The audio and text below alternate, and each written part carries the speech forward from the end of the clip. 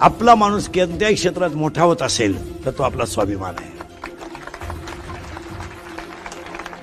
कुणी कुणालाही नाव ठेवावं, आपण आपल्या माणसांना नाव ठेवू नये. पुढचं वाक्य सांगा.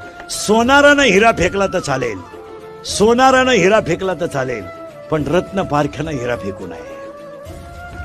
नीट ऐका. सोनारानं हिरा फेकला तर चालेल, पण रत्न पारख्यानं फेकू नये. सोनारानं का फेकलं तर चालेल, त्याची किंमत त्याला कळली नाही, पण रत्न पारखी त्याच्यातला तज्ञ आहे. कुणी कुणालाही नाव ठेवावं, आपण आपल्या माणसांचा स्वाभिमानानं जगावं. आपला माणूस कोणत्याही क्षेत्रात मोठा होत असेल ती आपली शान आहे. आपला एक मुलगा चांगला वाजवतो, आपली शान आहे. आपली एक मुलगी तहसीलदार झाली, आपली शान आहे. एक भांडे घासणारीचा मुलगा सीए झाला, कौतुक आहे. एक भांडे घासणारीची मुलगी पोलीस झाली, स्वाभिमान आहे. आणि आपल्या माणसांबद्दल स्वाभिमान धरीचा. Download ShareChat.